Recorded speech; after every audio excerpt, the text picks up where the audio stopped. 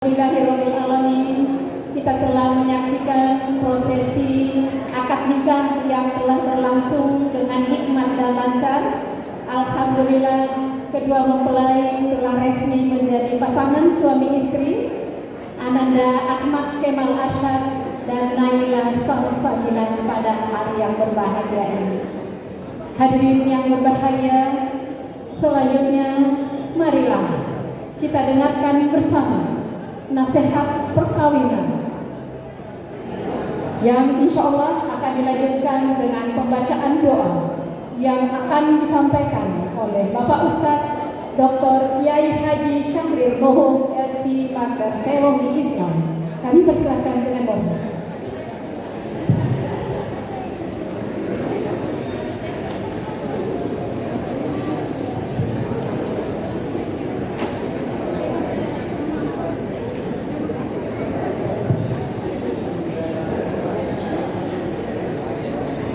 Bismillahirrahmanirrahim. Assalamualaikum warahmatullahi wabarakatuh. Alhamdulillahilladzi khalaqal azwaja kullaha mimma tunbitul ardu wa min anfusihim wa mimma la ya'lamun. Ashhadu an la ilaha illallah wahdahu la syarika lah wa ashhadu anna Muhammadan abduhu wa rasuluhu la nabiyya ba'dah. Allahumma fashalli wa sallim wa barik ala sayyidina wa habibina wa syafi'ina wa maulana Muhammadin wa ala alihi wa ashabihi wa ala man ittaba'an nur allazi unsila ma'ahu ila yaumiddin, amma ba'du. Bapak Ibu hadirin sekalian yang semoga dirahmati, dimuliakan oleh Allah Subhanahu wa taala, secara khusus kepada kedua mempelai Ananda Ahmad Kemal Arsyad dan Naila Salsabila beserta seluruh keluarga, yang semoga pernikahan keduanya pada hari ini diberkahi oleh Allah Subhanahu wa taala. Amin. Alhamdulillah. Segala puji tentunya hanyalah miliknya Allah.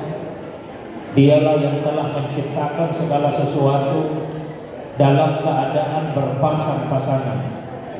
Sebagaimana Allah telah menciptakan malam yang gelap, maka Allah juga telah menciptakan siang yang meneranginya.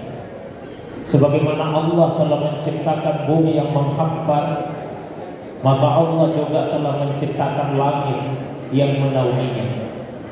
Begitulah kita ini manusia diciptakan oleh Allah dan dijadikan berpasang-pasangan agar saling menyempurnakan antara satu dengan yang lainnya. Salawat dan salam semoga tercurah kepada kekasih kita Rasulullah Muhammad sallallahu alaihi wasallam. Begitu pula kepada keluarga, para sahabat dan juga pengikutnya yang senantiasa istiqamah menghidupkan sunnah Nabi sallallahu alaihi wasallam. Satu di antara sekian banyak sunnah Nabi tersebut adalah menikah. Nabi bersabda, "An-nikahu sunnati, faman ragiba an sunnati falaisa minni." Menikah itu adalah sunnahku. Barang siapa yang tidak senang terhadap sunnahku, dia bukan bagian dari golongan saya. Ikatan lahir batin antara seorang laki-laki dengan seorang perempuan dalam bahasa Arab yang kemudian digunakan di dalam Al-Quran dan hadis dinamakan dengan an-nikah, diterjemahkan pernikahan. Juga dinamakan dengan as-zawaj, diterjemahkan dengan perkawin. Secara sepintas sepertinya sama saja antara perkawinan dan pernikahan, tapi sebetulnya ada perbedaannya.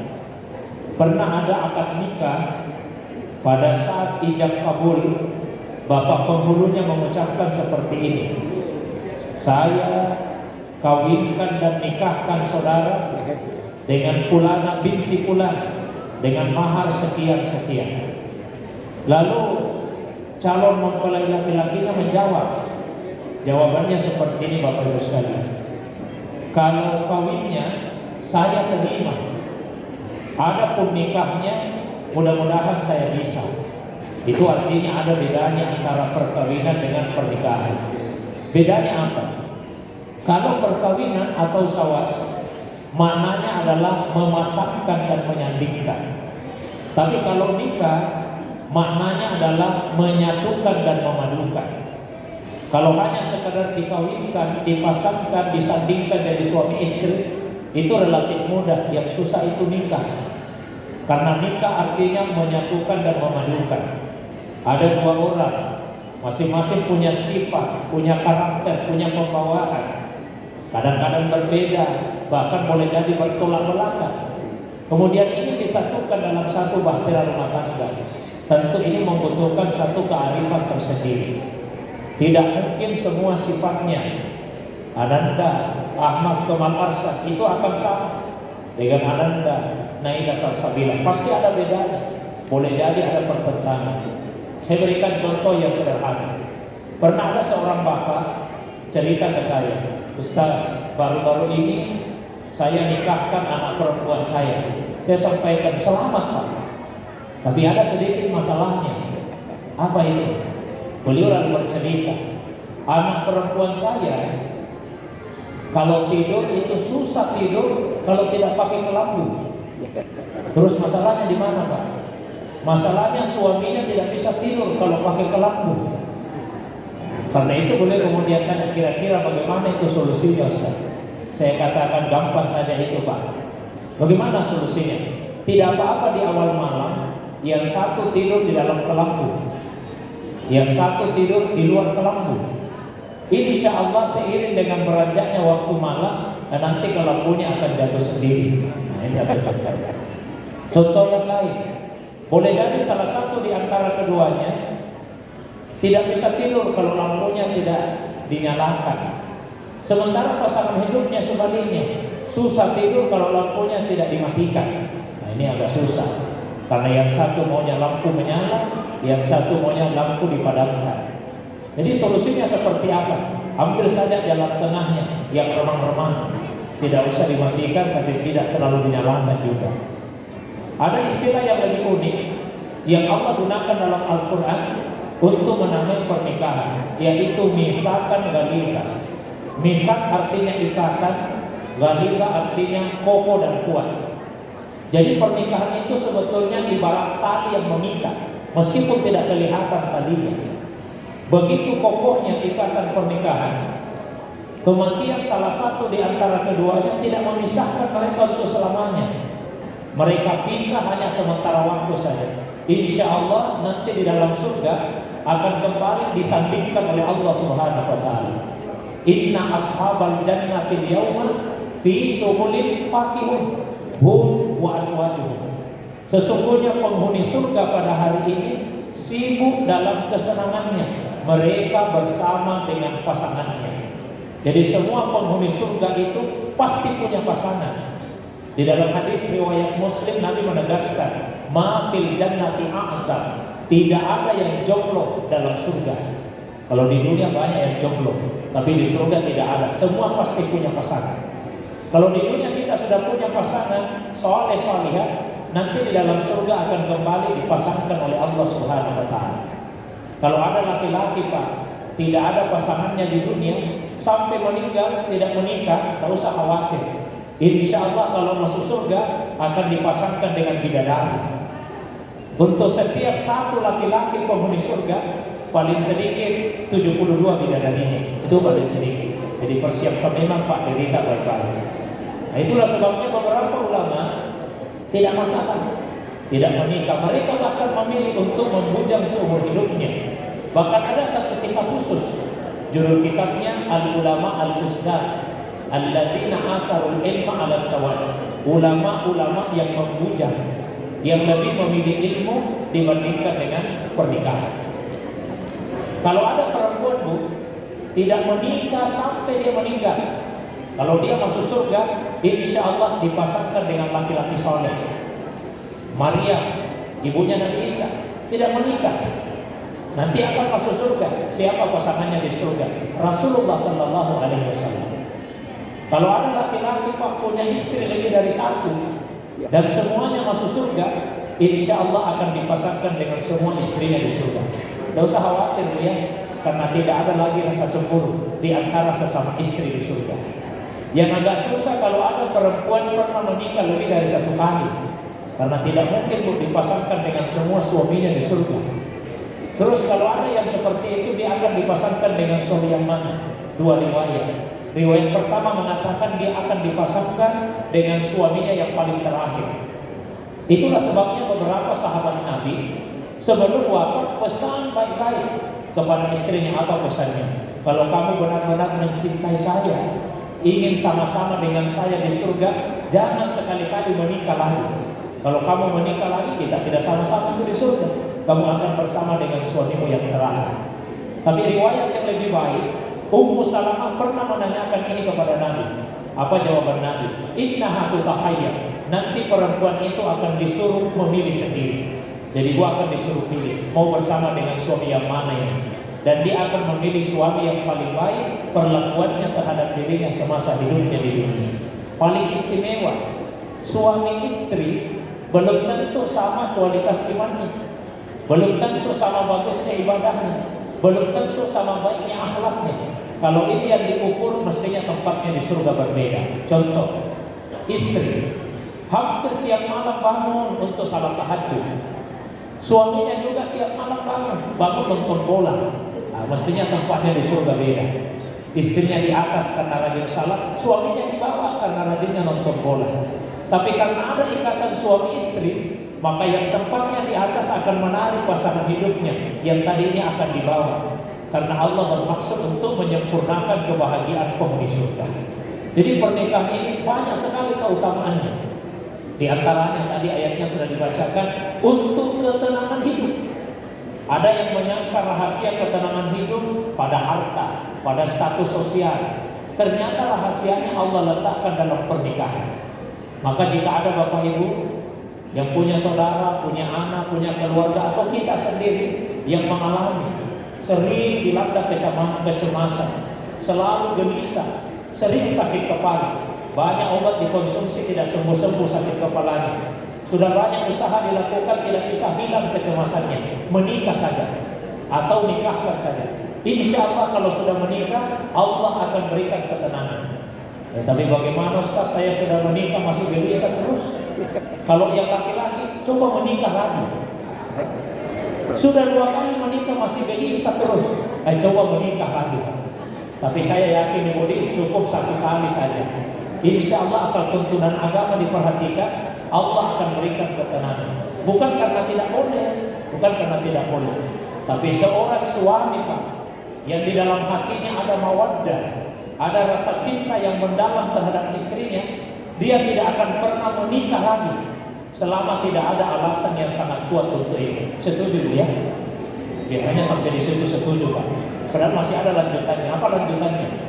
Dan seorang istri yang di dalam hatinya ada rahmat, ada rasa sayang yang mendalam terhadap suaminya, dia tidak akan pernah melarang suaminya yang ingin menikah lagi selama ada alasan yang sangat kuat untuk itu.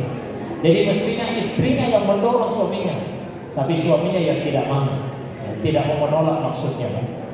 Yang berikutnya, pernikahan itu adalah sarana untuk mendapatkan anak keturunan. Sehingga Nabi berpesan, tasawwaju al-wadud wa inni muqassir bikum al-umam.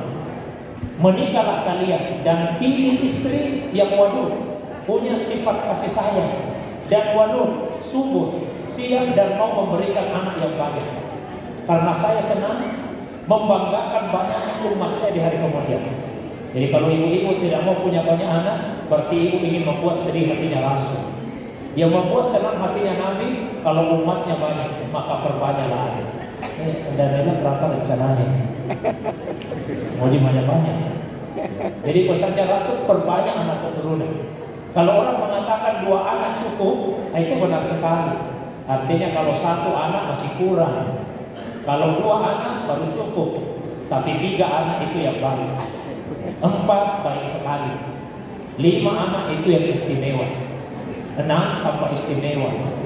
7 semakin istimewa. 8 anak ini yang luar biasa. Kalau 9 spesial. 10 itu yang mantap. Kalau 11 tim sepak bola itu lah. Di menikah dan perbanyak. Kemudian yang berikutnya, pernikahan itu bisa mendatangkan rezeki. Allah sendiri yang menjamin di Al-Quran. Iyakunu fuqara yughnihimullahu min fadli. Kalau tadinya mereka fakir, Allah akan membuat kaya setelah menikah. Dan Nabi juga memerintahkan iltamisur rizqa fis sawab, cari rezeki dalam pernikahan. Jadi kalau ada yang berprinsip kaya dulu baru menikah, mestinya prinsipnya dibalik. Menikah dulu, setelah itu Allah akan memberikan kekayaan. Tapi yang paling utama pernikahan untuk kesempurnaan agama. Idza tasawwajal abdu faqad kamula nisfu dinihi. Jika seorang hamba sudah menikah, sempurna separuh agamanya. Falyattaqillaha fi nisfil baqi. Tinggal dia bertakwa pada separuh yang tersisa. Asal tuntunan agama diperhatikan. Apa itu? Singkat saja. Yang pertama, niat yang ikhlas. Menikahlah dengan niat untuk melaksanakan perintahnya Allah, menghidupkan sunnah Nabi. Jangan menikah hanya karena ikut-ikutan. Jangan menikah hanya karena takut dikatakan terlambat menikah. Lebih-lebih jangan menikah hanya karena pertimbangan dunia. Siapa yang memilih pasangan hidup hanya karena harta, tidak akan ada yang dia dapat dalam pernikahan kecuali kemiskinan. Siapa yang memilih pasangan hidup hanya melihat status sosial, tidak akan ada yang dia dapat dalam pernikahan kecuali kehinaan. Tapi siapa yang memilih karena agama, karena akhlak, dilangitkan oleh Allah. Jadi yang pertama niat yang ikhlas. Yang kedua, miliki ilmunya. Yang sederhana misalnya, ketika seorang suami pertama kali menyentuh istrinya, apanya yang pertama disentuh dan apa yang dibaca, itu Nabi ajarkan. Sudah disentuh tadi? Oh, iya. Nabi mengajarkan, ketika seorang suami pertama kali menyentuh istrinya, hendaklah ia menyentuh ubun-ubunnya, sampai baca doa. Allahumma inni as'aluka khairaha wa khaira ma jabaltaha alaihi wa a'udzubika min syarriha wa syarri ma jabaltaha alaihi. Ya Allah, saya mohon kepadamu kebaikan istri saya dan kebaikan yang sudah melekat pada dirinya. Dan saya berlindung kepadamu dari keburukan istri saya dan keburukan yang melekat pada dirinya. Nah, silakan ibu-ibu ingat kembali. Dulu waktu pertama kali disentuh, bagian apanya yang pertama disentuh? Kalau bukan ubun-ubunnya, pulang dari sini sampai di rumah, sampaikan sama suaminya, Pak, ternyata salah sentuh dulu. Bagus kalau diulangi lagi. Ya, tidak ada kadaluarsa. Yang berikutnya ilmu tentang kewajiban bersama. Hunna libasul lakum wa antum libasul lahun. Istri pakaiannya suami, suami pakaiannya istri. Jadi Ananda Ahmad Kemal pakaian untuk Ananda Naila. Begitu juga sebaliknya. Maksudnya apa itu pakaian? Fungsi utama pakaian penutup aurat. Tutupi aurat pasangan ini. Serendah-rendah kedudukan laki-laki di hari kemudian, suami yang mengumpat aib istrinya kepada orang lain, itu yang paling rendah kedudukannya di hari kemudian. Yang kedua, pakaian itu untuk perhiasan, perindah akhlak istri, perindah akhlak suami. Yang ketiga, pakaian untuk perlindungan, berikan perlindungan kepada istri dan jadilah sumber ketenangan bagi suami. Terus untuk suami, jadilah kepala keluarga. Yang kedua, perlakukan istri dengan cara yang sangat santun. Wa ashiruhunna bil ma'ruf. Perlakukan istrimu dengan cara yang ma'ruf, dengan cara yang baik. Meskipun boleh jadi rasa cinta berkurang atau bahkan rasa cinta sudah tidak ada, tetap perlakukan istrimu dengan cara yang baik. Bukan cinta yang membuat bahtera rumah tangga bertahan, tapi iman. Kemudian yang ketiga, nafkahi istrimu sesuai dengan kemampuan. Terus yang berikutnya untuk istri, sedekatnya saja. Nabi pernah ditanya, ayu nisa'i baik, istri yang baik yang bagaimana? Kata Nabi, istri yang baik satu, idza ra'aitaha tasurruk, kalau dipandang menyenangkan hati suami. Yang kedua, idza amartaha tuti'u, kalau diminta melakukan sesuatu dia taat. Saya sampaikan kabar gembira untuk ini. Itu Ananda Naila. Istri itu tidak wajib masak. Biar tidak masak itu tidak berdosa, tidak wajib masak ya. Istri tidak wajib mencuci, tidak wajib membersihkan rumah, tidak wajib menyapu, tidak wajib belanja. Bukan itu kewajiban istri. Terus apa kewajibannya istri? Kewajiban istri mentaati suaminya. Jadi kalau suaminya minta, Bu, masak dulu yang baik-baik, itu wajib mentaati suami. Kalau suami minta bersih-bersihkan dulu rumah, wajib mentaati suami. Dan ketaatan ini pahalanya besar. Dipersilakan masuk surga lewat pintu yang mana saja. Paling terakhir Bapak Ibu sekalian, tidak ada yang sempurna di atas permukaan bumi dan di bawah kolong langit. Yang sempurna hanya Allah pencipta langit dan bumi. Maka bukan pasangan hidup yang sempurna yang membuat bahtera rumah tangga bertahan, tapi kemampuan kita untuk menerima pasangan hidup dengan segala kelebihan dan kekurangannya. Tentu itu semua dengan ridho Allah. Karena itu mari sama-sama kita berdoa. Niat kita ada 3 ya dalam doa ini. Niat yang pertama dan paling utama, mudah-mudahan pernikahan keduanya dilanggengkan oleh Allah, diberkahi, dan insya Allah diberikan anak keturunan yang saleh, salihat dan baik. Niat kita yang kedua, mudah-mudahan rumah tangga kita semua yang hadir pada pagi sampai siang hari ini menjadi rumah tangga yang sakinah, mawaddah, warahmah. Dan yang kita yang ketiga, yang terakhir, ini biasanya paling besar aminnya yang ketiga. Mudah-mudahan siapapun yang hadir saat ini dan belum menikah, padahal sudah layak untuk menikah, mudah-mudahan pernikahannya disegerakan oleh Allah Subhanahu wa Ta'ala. Dan yang belum saja, yang sudah tidak usah terlalu keras. Ala hadhihi niyat wa ala kulli niyatin salihatin al-Fatihah. Auzubillahi minasyaitonir rajim. Bismillahirrahmanirrahim. Ya, Alhamdulillahirabbil alamin, hamdan na'imin, hamdan syakirin, hamdan hamidin, hamdan yuwati ni'amati umazida. Ya Rabbana lakal hamdu kama yanbaghi li jalali wajhikal karim li 'azimi sultani. Allahumma salli ala sayyidina wa habibina wa syafi'ina maulana Muhammad. Allahumma salli wa sallim wa barik alaihi. Allahumma barik hadza zawaj warzuq lahuma dzurriyyatan thayyibatan shalihatan.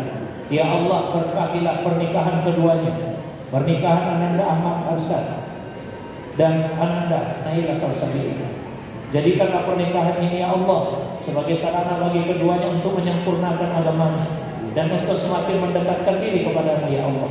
Allahumma alif baina qalbayhima kama allamta baina qalbi Adam wa Hawa wa kama allamta baina qalbi Ibrahim wa Sarah wa kama allamta baina qalbi Rasulullah sallallahu alaihi wasallam wa Khadijah al-Kubra wa kama allamta baina qalbi Ali bin Abi Thalib wa Fatimah az-Zahra.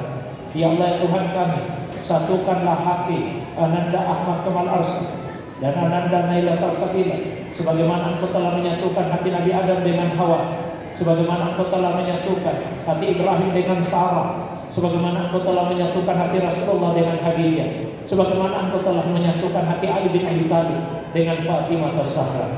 Rabbana hab lana min azwajina wa dzurriyyatina qurrata a'yun waj'alna lil muttaqina imama. Tuhan, kami jadikan pasangan hidup dan anak keturunan kami menjadi penyejuk mata kami. Jadikan kami sebagai teladan bagi orang-orang yang bertakwa. Kami melihat hal-hal yang baik pada istri, pada suami, pada anak yang mendatangkan rasa bahagia di hati kami. Perasaan bahagia itu membuat air mata kami menetes dan air mata itu terasa sejuk di pipi kami. Himpunlah kami sekeluarga dalam surga-Mu kelak ya Allah, sebagaimana Engkau telah menghimpun kami dalam kehidupan rumah tangga di dunia ini. Apalah artinya Engkau satukan kami di dunia kalau kemudian Engkau pisahkan cerai beraikan kami di hari kemudian kelak. Rabbana ighfir lana wa liwalidayna warhamhuma kama rabbayana shighara. Tuhan kami, ampuni juga dosa kedua orang tua kami. Sayangi ibu bapak kami, karena mereka berdua telah sangat menyayangi kami, terutama ketika kami masih kecil. Ampuni dosa ibu yang telah mengandung, melahirkan dan menyusui kami. Ampuni dosa ibu bapak kami yang telah merawat kami dengan penuh kasih sayang, mengasuh kami dengan sepenuh hati, membesarkan, mendidik dan mendoakan kami sehingga kami bisa seperti sekarang ini. Muliakan ya Allah kedua orang tua kami di dunia dan di akhirat kelak. Orang tua kami yang masih hidup jaga kesehatannya, yang saat ini dalam keadaan sakit beri kesembuhan. Orang tua kami yang telah meninggalkan dunia ini tempatkan di tempat yang mulia di sisi-Mu ya Allah. Kami titipkan penjagaan anak-anak kami kepadamu. Jadikan mereka menjadi anak yang saleh-salehah, anak yang tidak akan pernah lupa kepada kedua orang tuanya. Meskipun mereka sudah menikah, sudah berumah tangga, semoga anak kami tidak pernah melupakan orang tuanya. Sebaliknya, semoga anak-anak kami senantiasa mendoakan kami, dan semoga doa-doa mereka menjadi salah satu sebab yang mendatangkan ridha-Mu dalam kehidupan kami ya Allah. Rabbana atina fid dunya hasanah wa fil akhirati hasanah wa qina adzabannar. Subhanaka rabbil izzati amma yasifun wa salamun alal mursalin wa akhiru da'wana alhamdulillahi rabbil alamin. Demikian mohon maaf atas segala kekurangan. Wa ilallahi turja'ul umur. Wassalamualaikum warahmatullahi wabarakatuh.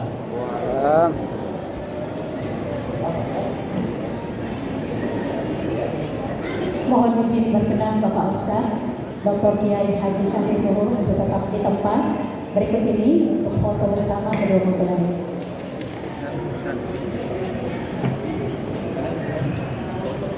Kami mengundang Bapak Ustaz Syamrir Nuhur.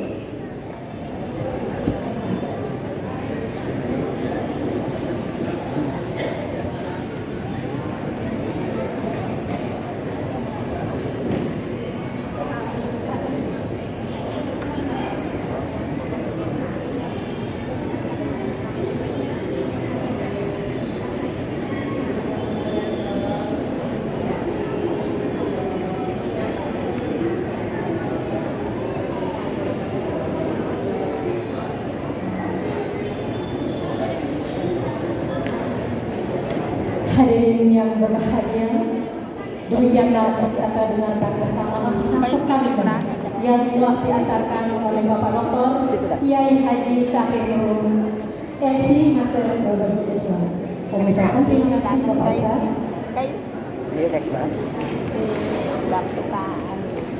Maha suci Allah yang telah menciptakan makhluknya